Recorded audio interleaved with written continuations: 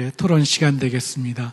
시간이 많이 경과됐는데 이 좌장 역할 중에 가장 큰 것이 시간을 지키는 것이더라고요. 타임 키퍼로서의 이제 좌장인데요. 그 시간이 짧아서 우리 발표하시는 분들이 많은 것을 발표를 못한 것으로 또 생각이 됩니다. 그래서 저는 이 발표를 들으면서 좀 더 좀 부연적인 설명이 좀 있었으면 좋겠다 하는 부분을 질문토록 하겠습니다. 시간 관계상 한 분께 다 질문을 드리고 그 다음에 한 분씩 거기에 대한 답을 해주시고 그 다음에 플로어에서 또 질의응답 시간 보면서 받도록 하겠습니다. 맨 처음에 우리 최현우 국장님 발표 아주 인상 있게 들었는데요. 그 발표 내용 중에 에너지 정책 3가지가 있는데 그 중에 이제 무탄소 에너지의 확산이라고 했는데 확산을 하겠다. CFE 그 이니셔티브 확산을 하겠다라고 말씀을 하셨는데 어떻게 확산을 할 것인가 그 전략에 대해서 좀 말씀해 주시면 고맙겠고요. 그 다음에 좀 더 큰 그 주제로 우리나라가 에너지 다소비 산업 체계에 있습니다. 여러 가지 어려움이 많이 있는데 이 에너지 전환 여기에 많은 저항도 있을 텐데 이 에너지 전환 요구에 대응하기 위한 방안은 어떤 것이 있겠는지 좀 설명해 주시면 감사하겠습니다. 예.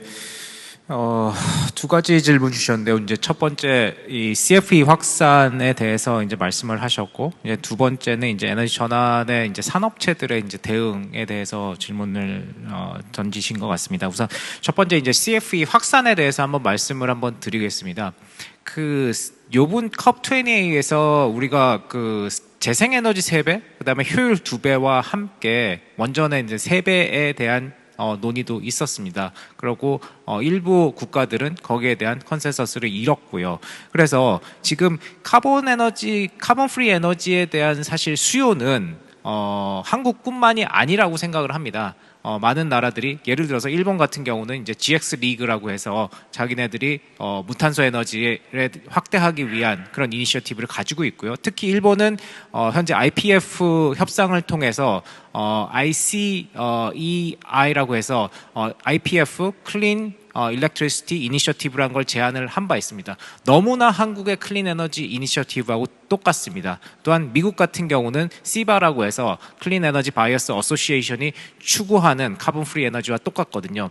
지금 대사님께서 말씀을 하셨듯이 대부분의 나라들이 공감을 하는 과정에서 저희는 이것을 조금 더 움직여 나가서 국제적인 기준으로 만들고 그것을 국제적으로 통용이 되게 해서 저희는 2050년의 넷제로가 아니라 무탄소 전원을 최대한 활용을 해서 기업들이 그 전에 2050년 전에 넷제로를 달성할 수 있는 방안을 만들어야 된다고 생각을 하고요. 구체적으로는 앞에서 말씀드렸듯이 저희가 같은 생각을 가지고 있는 국가들과 워킹그룹을 만들어가고 있습니다. 그래서 그 워킹그룹을 통해서 국가 간의 무탄소 에너지를 인증받을 수 있는 기준, 그 다음에 국가 간에 통용될 수 있는 방식, 그 다음에 범위, 그 다음에 이것들이 민간에서 어떻게 더 액셀러레이트 될 수 있는지에 대해서 인센티브 구조를 만들어서 이를 통해서 조금 더 전략적으로 무탄소 에너지에 대한 접근을 하겠다, 이렇게 말씀을 드리겠고요. 두 번째, 에너지 다소비 업체에 대해서는 앞에서도 말씀드렸듯이 COP28에서 저희가 이제 그 에너지 효율을 2배까지 올리는 것을 서약을 이미 했습니다. 국제적으로. 그 다음에 한국 같은 경우는 그간에 사실 많은 에너지 효율의 향상이 있었습니다. 그래서 저희가 2050년까지 2배를 갖다가 2배를 에너지 효율을 올린다는 상당히 도전적인 사실 저희한테 요구 사항이고요. 국제적으로 본다 그러면 저희가 다른 나라에도 이제 도움을 줘서라도 효율을 올려야 되는데요. 대표적으로 하고 있는 것들이 산업부에서 현재 키플러스라고 해서 대규모 에너지를 사용하는 업체들이 효율적으로 투자를 했을 때 그 자발적인 투자를 통해서 텍스 크레딧이라든지 이런 것을 주고 이를 통해서 에너지 다소비 업종의 효율을 조금 더, 이제까지 사실 많이 올렸지만 그래도 조금 더 올릴 수 있는 방법을 찾아보려고 그렇게 기업들을 인센티브 구조화하는 그런 정책들을 취하고 있다. 또한 다소비 업종 말고도 중견기업 같은 경우도 저희가 에너지 효율의 진단이라든지 혹은 그거에 대한 에너지 효율을 향상할 수 있는 융자라든지 이런 것들을 통해서 최대한 에너지 효율을 이제까지 많이 올렸지만 그래도 더 올릴 수 있는 방법을 찾아갈 수 있는 길을 지금 저희가 조금 제시를 하고 있다, 이렇게 말씀을 드리겠습니다. 예, 감사합니다. 시간 관계상 우리 이창흠 실장님 이제 발표 잘 들었습니다. 이제 발표 중에 이제 탄소 중립을 위한 전환 감축에서 전환 부분에 있어서 재생 에너지를 확대하겠다라고 말씀을 해주셨는데, 오늘 포럼의 주제가 에너지 전환입니다.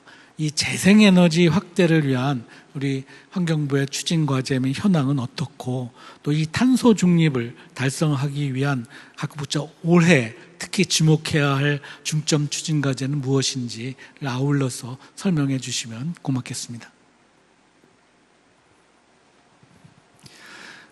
재생에너지 관련해서는 주무부처가 이제 우리 산업부라서, 근데 이제 전체적인 재생에너지 정책에 대해서는 산업부가 이제 주도적으로 해서 가는데, 사실 이 환경부도 좀 재생에너지 쪽에 대해서 기여할 수 있는 부분이 있더라고요. 그러니까 특히 뭐냐면 그 물과 관련되는 이제 수상 태양광이라든지 이제 조력 발전이나 이런 부분들이 있어서 그 부분에 대해서는 기업들의 수요가 또 있습니다. 그래서 기업들하고 같이 지금 협업을 해서 뭐 PPA 계약도 될 수 있고요. 그다음에 민간 투자 사업으로 될 수 있고, 그래서 그런 부분들을 좀 저희가 할 수 있는 범위 안에서 이거를 좀 확대해 보자. 그래서 전체적인 재생에너지 확대에 좀 기여할 수 있는 부분을 찾아보자는 게 저희 1차적인 저희 이제 방향이고요. 그리고 사실 이제 유기성 폐기물에서의 바이오 가스 생산하는 부분이 저희가 이제 법상 의무가 되어 있습니다. 물론 이제 그 대상은 제한적이긴 한데, 이제 2025년에 50%를 이제 그 바이오 가스 생산을 해야 되는데, 그 부분을 저희가 공공 투자를 통해서 내지는 이제 또 이제 그 민간에서 투자를 좀 저희가 촉진해서 바이오 가스를 많이 좀 이렇게 저희가 생산을 하고, 그게 뭐 바이오 메탄올이라든지 그다음에 수소로 이렇게 좀 갈 수 있도록 하는 부분들에 대한 정책을 저희가 좀 추진을 하고 있다는 말씀을 드리겠고요. 이게 이제 전반적으로 조금 산업부가 이렇게 재생에너지 정책을 하는데 좀 도움이 되지 않을까 하는 생각이 들고, 기업들에 대해서도 기업들도 이제 기업들의 관심 수요하고 저희하고 좀 연결이 돼서 진행이 되고 있다는 말씀을 드리겠습니다. 지금 전반적인 이제 온실가스 감축에 관한 부분은 저희가 2035년도에 이제 국가 목표를 내년에 국제사회에 저희가 이제 제출을 해야 됩니다. 그래서 지난 3월 6일에 부처 간의 협의체를 저희가 구성을 했고요. 그리고 11개 분야별로 각 부처에서 전문가를 추천해서 68명이 지금 이제 기술 작업반을 만들어서 그 분야별로 우리의 이제 배출 전망이 어떻게 되어 있고, 그 다음에 감축 잠재량이 어떻게 되고, 그 다음에 새로운 기술적인 수단들이 있는지 하는 부분들을 이제 검토를 하고 있습니다. 감축적인 측면에서 거기에서 이제 세세하게 하나하나 이제 그런 감축에 관한 구체적인 내용들이 좀 나올 것 같고요. 뭐 전반적으로 저희가 뭐 특별히 어느 하나에 좀 뭐 관심을 갖고 있다기보다는 전체적인 국가 전체적인 어떤 우리의 감축의 어떤 그런 방향, 그 다음에 세부적인 목표를 수립하는 게 일단 1차적으로 제일 큰 저희의 올해의 큰 과제가 되겠습니다. 예, 감사합니다. 우리 마지막으로 홍정호 교수님, 좀 전에 발표 굉장히 울림 있는 발표였습니다. 짧지만 매우 파워풀한 메시지를 전달을 해주셨는데요. 저는 그 발표를 보면서 2006년도에 엘고어가 불편한 진실이라는 것을 발표를 했을 때 그런 울림이 아닌가 생각을 합니다. 짧아서 많은 설명을 해주시지 못한 것으로 생각이 돼서 발표하신 내용에 대해서 짤막하게 제가 여쭤보도록 하겠습니다.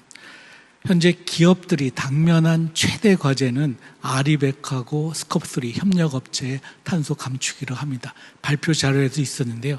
이 아리백과 스콥3 문제를 극복하기 위한 어떠한 또 방안은 무엇인지를 좀 말씀해 주시고, 그 다음에 마지막에 이 발전 원가도 반영하지 않은 말도 안 되는 전기요금의 정상화를 위한 어떤 방안, 그 다음에 지역별 불균형도 말씀하셨는데, 이 전력 생산과 소비의 그 지역적인 불일치에 따른 여러 가지 문제점이 발생이 되는데, 그러한 문제점과 그 극복 방안에 대해서 짤막하게 설명해 주시면 감사하겠습니다. 예, 도저히 짤막하게 답변할 수 없는 주제를 막 던지긴 하셨어요. 그렇지만 저는 시간을 지키는 걸 굉장히 중요하게 생각하기 때문에 최대한 빨리 하겠습니다. 그리고 그 20세기의 가장 유명한 경제학자인 케인스가, 존 메이너드 케인스가 그런 얘기를 했어요. 말은 좀 거칠어야 한다고. 왜냐면 아무 생각 없는 사람들에게 사고에 공격을 가해야 되기 때문에. 그래서 제가 짧지만 조금 강한 표현을 쓸 수도 있겠습니다. 예, 아리백은 현 정부에서 자꾸만 CF백을 하려고 하는데요. 제가 작년에 그 9월 달에 대통령께서 UN 발표를 했을 때 해외 언론을 찾아봤어요. CF백을 보도한 언론이 있나? 예, 이럴 때 유감스러운다는 말을 쓰는 것이 맞는지 모르겠는데 하나도 없더라고요. 관심이 없다. 관심이 없다는 겁니다. 물론 정부에서 노력할 수 있겠죠. 그러나 이미 아리백을 달성하고 이것을 압박하고 스코프 3까지 하자고 계속해서 압박을 가하고 있는 상황에서 정부가 정책의 우선순위를 어디에 둬야 할까? 기업이 너무나 원하고 전 세계가 한국 경제를 향해서, 한국 기업을 향해서 압박을 가하고 있는데 굳이 이 상황에서 우리는 CF백이 살 길이다라고 얘기하는 것이 과연 이념을 떠나서 이게 효율적인가? 저는 경제학자이기 때문에 효율을 솔직히 말씀드리면 형평성보다 더 중요하게 생각합니다. 그런데요, 이게 과연 효율적인 정책의 방향인가? 의심을 가지지 않을 수가 없습니다. 당장에 지금, 게다가 아리백이 핵융합처럼 재생에너지가 너무 먼 기술이면은 또 얘기가 다르죠. 그렇지만 이미 수많은 나라에서 아리백은, 재생에너지는 가장 싼 발전원으로 이미 등극한 지가 오래입니다. 왜 대한민국만 이게 잘 안 될까? 그래서 이것은 기업 하나의 책임은 아니고요.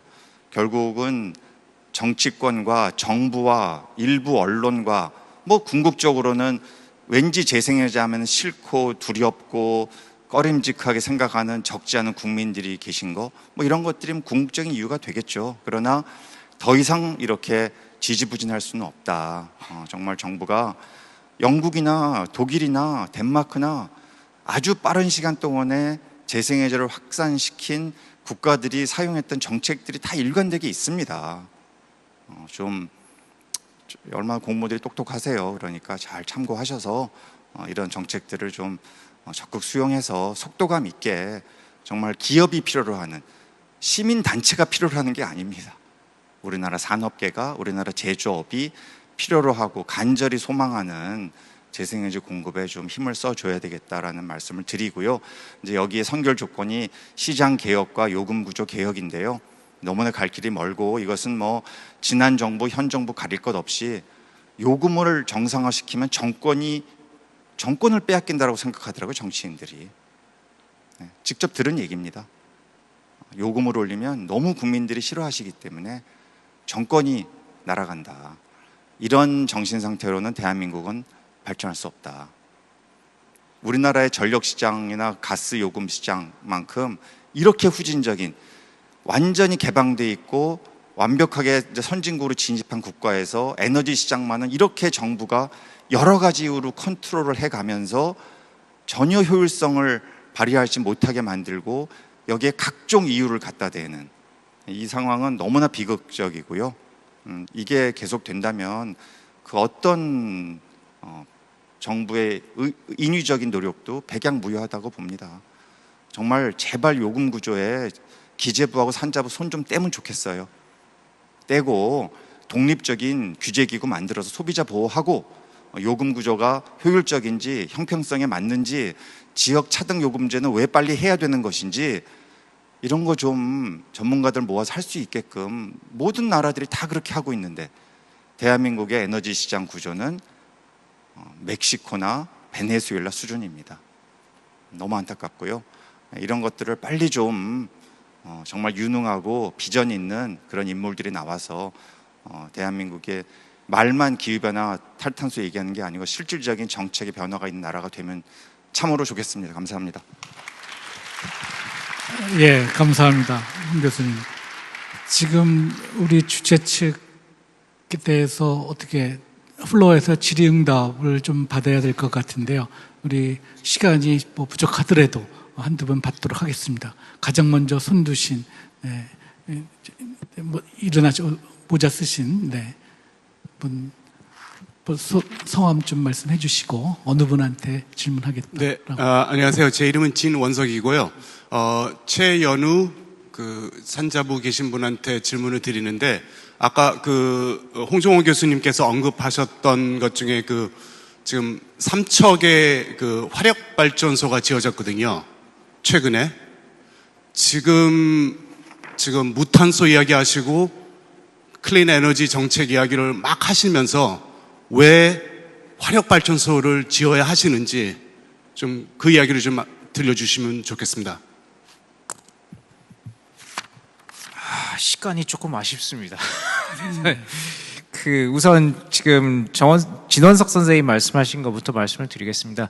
저희가 신규 석탄 화력에 대한 폐지는 이미 국제적으로 선언을 했고요. 당시 삼척의 이제 블루파워 같은 경우는 건설 중이었던 자산입니다. 그래서 그 건설 중이었던 자산에 대해서는 자초할 수 있는지에 대한 사실 논란이 있을 수 있고요.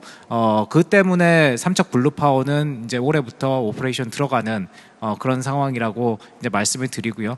대한민국은 말씀드렸지만 이미 석탄 화력은 더 이상 짓지 않기로 국제적으로 약속을 한 바 있습니다. 그다음에 우리 홍정호 교수님 가셔서 제가 조금 아쉬움이 있지만 두 가지 말씀을 하셨는데요. 아리백이라는 개념에 대해서 생각을 해본다 그러면은 현재도 아리백을 해야 되는 기업 같은 경우는 충분한 저희가 재생에너지를 공급을 하고 있습니다. 대략 저희가 한 24기가와트의 이제 용량을 가지고 있고 그걸 통해서 이제 발전량이 있는데요. 한국이 사실 재생에너지 태양광 같은 경우에 발전 효율이 7% 내외밖에 안 됩니다.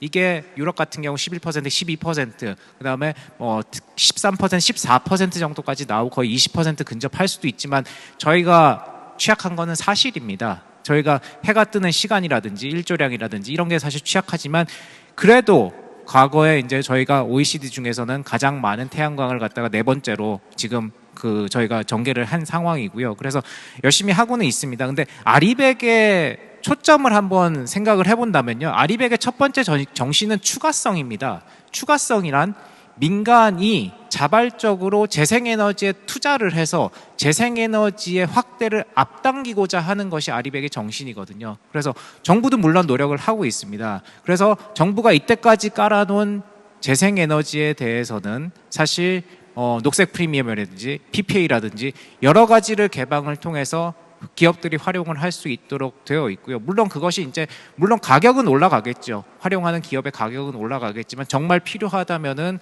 그 부분을 활용을 할 수 있지 않을까 그런 생각이 들고요.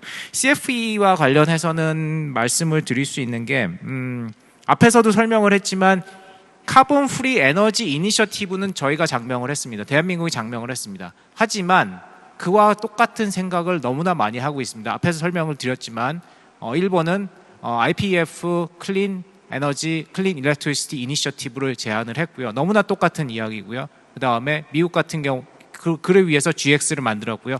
미국도 너무나 똑같은 이야기를 하고 있습니다. 다자가 모인 31개국이 모인 금년 장관회의 같은 경우는 IEA 장관회의 같은 경우는 거기에서 카본 프리 테크놀로지를 명확히 규정을 했습니다. 물론 일부 국가들의 반대는 있었지만 31개국의 장관의 결정문으로 들어갔고 그를 통해서 이제까지 우리가 노력을 해야 되지만 더 많은 노력을 해야 된다는 거에 대한 공감이 있고 그를 위해서는 파리 협약에서 이야기한 various pathway, 즉 우리가 가능한 모든 수단을 활용을 해야 된다는 상황에 직면을 해 있다. 이렇게 말씀을 드리고 싶습니다. 그래서 CF100이 우리 홍 교수님이 한국만이 일단 이야기를 했다 이렇게 하시면 대부분 많은 나라들이 정말 앞으로 우리가 탄소 중립을 가속화시키기 위해서 필요한 수단이라고 생각을 하고 거기에 공감을 하고 있다. 이렇게 말씀을 드릴 수 있을 것 같습니다. 네, 감사합니다. 우리 홍종호 교수님께서 시간이 안 돼가지고 일찍 자리를 떠난 거에 대해서 굉장히 죄송하다는 말씀을 여러분들께 전달해달라고 그래가지고 합니다. 또 홍 교수님은 여기에 대해서 또 카운터 아규먼트 할 수 있다고 생각하는데 그거는 우리가 또 앞으로의 과제로 우리가 남겨두고 또 질문을 받겠습니다. 저희 맨 뒤에 계신 분하고 그 다음에 앞에 계신 우리 정 교수님께 말씀을 드렸어요. 맨 뒤에. 네, 잘 말씀 듣고 많이 배웠는데요. 이창흠 실장님께 좀 말씀드리고 싶은 게 기후 관련해서 또 그 정책을 하고 계시니까 정부에서 제가 어떤 포럼에서 듣기로는 그 기후 위기 관련해서 기후가 지금 지구의 기후가 아까 말씀하신 대로 1.5도 뭐 넘었다고도 말씀하셨는데 그런 어떤 뭐 정부도 그렇고 민간이나 공공이나 또 그 국민들이 정말 체감할 수 있는 것이 지금 실시간으로 기후 그 온도가 지금 지구의 온도가 몇 도라는 것을 어찌 보면은 뭐 SNS에서 검색하고 하면 알 수 있겠지만 우리가 삶을 일상 속에서 이렇게 확인할 수 있다면은 뭐 그 보다도 우리가 좀 위기를 느끼면서 재생에너지나 여러 가지 어떤 대응할 수 있는 국민 의식이 올라갈 텐데 제가 알고 있기로는 우리나라에 수많은 그 지자체가 있고 있는데 광주와 구미가 이렇게 시민들이 실시간으로 지금 기후 온도가 몇 도라는 것을 이렇게 확인하고 알 수 있는 곳은 두 군데밖에 없다 그런 말을 듣고 제가 좀 안타깝게 생각했는데요. 전 지자체와 모든 지역에서 이렇게 실시간으로 그것을 확인할 수 있는 그런 시스템 그런 것들을 지금 정부에서 지원하고 지자체에서 적극적으로 그렇게 확인할 수 있는 그런 것들이 된다고 하면 보다 시민들이 기후 대응하고 하는 데 있어서 실질적인 어떤 그런 실천이 이루어지지 않을까 생각하는데 이 부분에 대해서 좀 말씀해 주셨으면 고맙겠습니다. 감사합니다. 시간 절약을 해서 한 분의 또 질문 먼저 받겠습니다. 아까 여기 앞에 정 교수님. 네. 네, 중앙대학교 정노욱 교수입니다. 이거 문화상품권 준다 그래서 두 번째는 하려고 하는데 세 번째 주셔서 세 사람까지 좀 줬으면 좋겠네. 죄송합니다. 앞에 말씀하신 분 중에 자기 할 말만 하고 잘 떠나신 분이 계셔가지고 좀 아쉬운 점이 있지만 첫 번째 우리나라 전력망은 굉장히 심각합니다. 아무리 뭐 전기 발전소 뭐 해도 전력망 때문에 심각한데 흡사 그것이 뭐 원전과 같은 이런 대형 전력 발전원 때문에 그런 걸로 말씀을 하신 것 같은데 사실은 재생에너지로 인한 그 전력망 부담은 훨씬 더 큽니다. 예를 들게 되면 신안 앞바다에 7기가와트짜리 풍력이 들어오게 되면 충력 7기가와트만큼의 전기를 뽑아내기 위해서는 원전 1기가하고 비교할 적에 풍력은 대략 한 4배 정도의 전력망이 더 필요합니다. 태양광은 한 5배 정도가 필요하고요. 왜냐하면 같은 1기가를 생산한다 해도 태양광은 거의 5기가가 필요하고 풍력 한 4기가가 필요하기 때문에 그렇습니다. 가능성 때문에. 그렇다면 전력망에 부담을 주는 것은 사실은 재생에너지가 훨씬 더 큰데 거기에 대해서 정부가 어떻게 생각하는지 말씀을 듣고 싶고요. 재생에너지 가격이 전 세계에서 하락한다고 그러는데 우리나라는 하락하지 않았습니다. 2017년도에 본격적으로 재생에너지를 갖다가 도입하기 시작한 이후로 현재도 원전에 거의 3배가 넘습니다. 원전이 55원인데 재생은 180원에 공급하고 있는 이러한 상황. 어째서 재생에너지 가격은 떨어지지 않고 있는가? 거의 지금 현재 한 7년 넘었고 계속해서 떨어지는 건 지금은 훨씬 더 낮아져야 되는데 왜 재생에너지 가격은 떨어지지 않는가에 대해서 여쭙고 싶습니다. 예, 그 두 번째 질문은 우리 최현우 국장님께서 답변해 주시죠. 첫 번째 질문 우리 이창흠 실장님. 예, 그 국민들의 인식과 실천이 되게 중요하고요. 저희가 그 지자체별로 해서 그 탄소 중립 지원 센터라는 이런 부분들을 지원을 하고 있습니다. 그래서 이게 지자체별로 우수한 사례들이 있다 그러면 저희가 좀 공유도 하고요. 그리고 확산될 수 있도록 노력을 하겠습니다. 그러니까 말씀하신 뭐 필요하다 그러면 뭐 정부가 뭐 지원하는 방안도 같이 이제 검토를 하겠습니다. 예, 중앙대 정록 교수님 질문하신 사항 두 가지인 것 같은데요. 첫 번째 그리드의 이제 심각성 말씀을 하셨고, 그 다음에 재생에너지의 그 발전 원가 즉 LCOE에 관한 말씀을 하신 것 같습니다. 이제 첫 번째 전력망과 관련해서는 정록 교수님이 말씀하신 지적하신 사항이 100% 맞습니다. 사실 재생에너지의 간헐성 때문에 그리드는 2배, 3배 이제 필요하게 되어 있는 그런 상황이고요. 사실 그 기저발전인 원전이나 뭐 석탄 같은 경우보다 그리드가 더 요구되는 게 지금 말씀해주신 숫자에 대한 정확성은 모르겠으나 일단 당연히 그렇게 되어 있습니다. 그래서 지금 저희가 전라도 쪽이나 경상북도 쪽에 사실 태양광이 이제 몰려 있고요. 그것들이 이제 수도권으로 갖고 오는 이제 그런 이제 문제점들이 생기는데요. 두 가지 해결책입니다. 첫 번째는 유연 자원을 늘리는 방법, 두 번째는 지산 지소 방식밖에 없습니다. 첫 번째 유연 자원으로 늘리는 방식은 저희가 양수, 그다음에 ESS를 검토를 하고요. 그다음에 플러스 DR이라고 해서 저희가 개통을 최대한 100% 활용을 할 수 있도록 이제는 전기를 쓰면은 보조금을 주는 경부화기 같은 경우는 저희가 용량 90기가 정도를 갖고 있지만 부하가 떨어질 땐 40기가까지 떨어집니다. 90기가의 부하를 40기가로 떨어졌을 때 그 개통망이 견디질 못합니다, 사실. 그러면은 그때는 전기를 또 써줘야 됩니다. 그럼 플러스 DR 같은 정책을 하고 있고요. 즉 유연 자원의 최대한 확보를 하고 있고, 두 번째는 말씀드린 지산지소입니다. 전기를 생산한 곳에서 사용을 해야 됩니다. 그래야지 그리드 비용을 줄일 수가 있습니다. 즉 데이터 센터 같이 전기를 많이 사용하는 경우는 이제 전력이 집중되어 있는, 발전소가 집중되어 있는 곳으로 움직일 수 있도록 지난해 분산법을 통과를 시켰고, 그 분산법에 따라서 시행령 시행규칙에 따라서 저희가 최대한 수요와 공급을 지산지소의 원칙에 맞춰서 움직일 수 있도록 그렇게 만들고 있다, 이렇게 말씀드리고요. 두 번째 이제 그 원가, 재생에너지의 원가 LCOE에 대해서 말씀을 하셨는데요. 사실 유럽 같은 경우는 일찍이 해상풍력 같은 경우에 규모의 경제를 달성을 했습니다. 그래서 이미 보조금 체제인 RPS 제도 혹은 FIT 제도를 이미 경쟁 체제로 전환을 했습니다. 그 경쟁 체제로 전환을 함과 동시에 LCOE는 급격하게 떨어지기 시작을 합니다.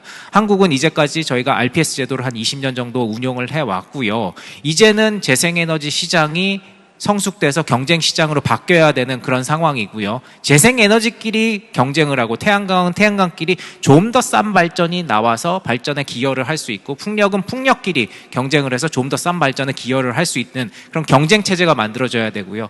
올해부터는 저희가 아마 13일인가 올해 이번 달 13일인가 정책을 발표했지만 기존 RPS 제도에서 경쟁 체제로 전환하는 사항을 재생에너지의 장기적인 비전으로 가지고 가고 있고, 그를 통해서 유럽과 같이 했던 LCOE를 떨어뜨릴 수 있는 그런 방안을 찾아가고자 한다, 이렇게 말씀을 드리겠습니다.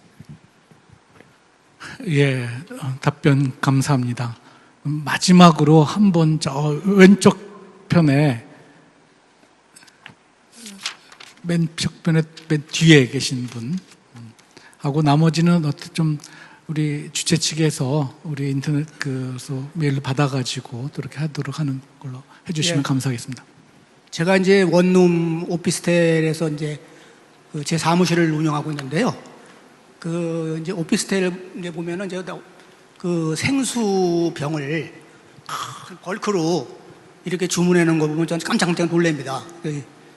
이제 그렇게 소비량이 많구나. 배달이 되니까. 근데 이제 어떤 집은 다행히도 이제 라벨이 없는 생수병이에요.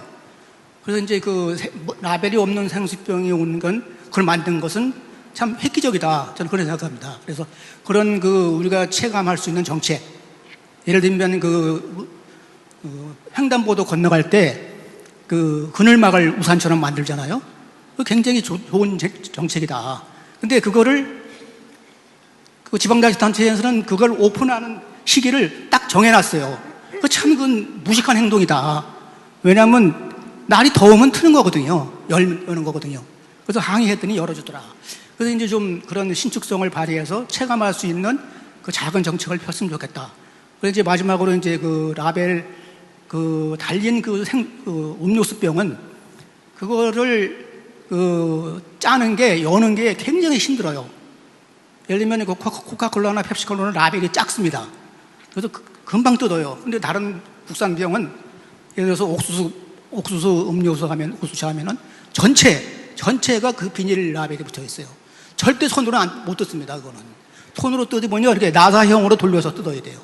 제가 이제 공무원으로 퇴직했기 때문에 공무원 연금공단에도 그 동영상을 냈는데, 앞으로 좀 그런 제품을 만들 때는 뜯기 좋게, 그러니까 뜯기 싫으니까 그냥 버리는 겁니다. 그래서 그런 거는 좀 규제를 했으면 좋겠다. 네, 부탁드립니다. 이거는 우리 이창흠 실장께서 간략하게 하고서는 마치도록 하겠습니다. 체감할 수 있는 정책 만들어달라는 거 잘 저희가 유념하겠고요. 라벨 문제는 제가 구체적으로 답변은 못 드리겠습니다만은, 제가 업체들하고 굉장히 좀 이런 자발적 협약이라든지 대화를 많이 합니다. 그래서 적극적으로 저희가 유도하고 나가고 있다라고 말씀을 드리겠습니다. 예, 감사합니다. 우리 시간이 제약이 있어서 더 많은 질문을 못 받는 것에 대해서 무척 죄송스럽게 생각하고요. 우리 주최 측에 그런 질문들이 오면 적절한 답변을 하도록 그렇게 노력을 하도록 하겠습니다. 그럼 이것으로서 세션 1의 발표와 토론 시간을 모두를 마치도록 하겠습니다. 경청해 주신 여러분께 모두 감사를 드립니다. 감사합니다. 네, 고맙습니다. 세션 1 이렇게 토론까지 마무리가 되었습니다.